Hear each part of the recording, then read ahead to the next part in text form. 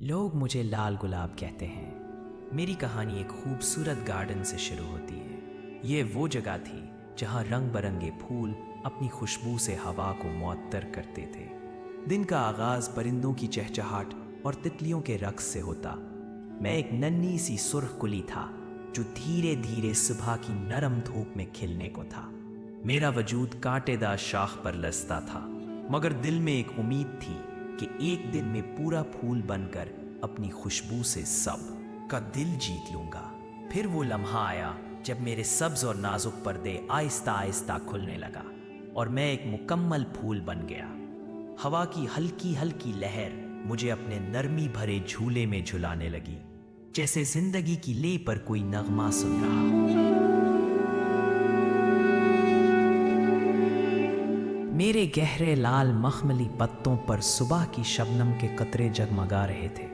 سورج کی کرنیں ان قطروں سے ٹکرا پر ایسی چمک دمک پیدا کرتی تھی جیسے میں قیمتی موتیوں سے سجا ہوں۔ میں خود کو دنیا کا سب سے حسین لمحہ سمجھ رہا تھا۔ اسی باغ میں بچے کھیلتے، ہنستے اور کہکہے لگاتے۔ وہ کبھی تتلیاں پکڑتے، کبھی ایک دوسرے کا پیچھا کرتے۔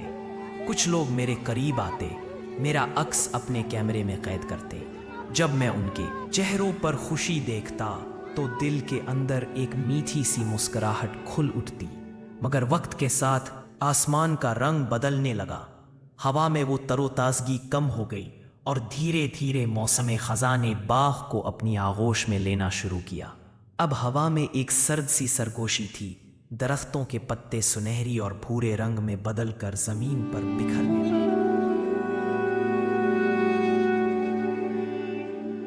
میرے ارد گرد کھلتے پھول آہستہ آہستہ مرجھانے لگے۔ تتلیاں کم دکھائی دینے لگی اور پرندوں کے گیت مدھم ہو گئے۔ میں جانتا تھا کہ یہ موسم میرا بھی امتحان لے گا۔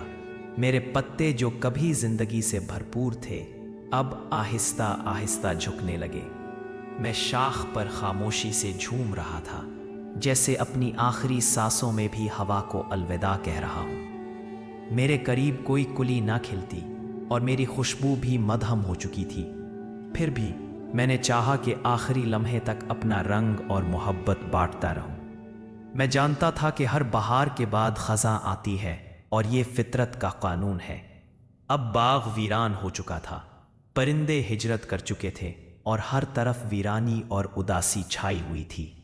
مگر میں یہ بھی جانتا تھا کہ خزاں کے بعد ایک نئی بہار ضرور آئے گی، جب ہر طرف زندگی خوشی سے گنگنا رہی ہوگی۔ شاید میں نہ ہوں، مگر میرا رنگ، میری خوشبو اور میری یاد اگلی بہار کے پھولوں میں ضرور زندہ رہے گی۔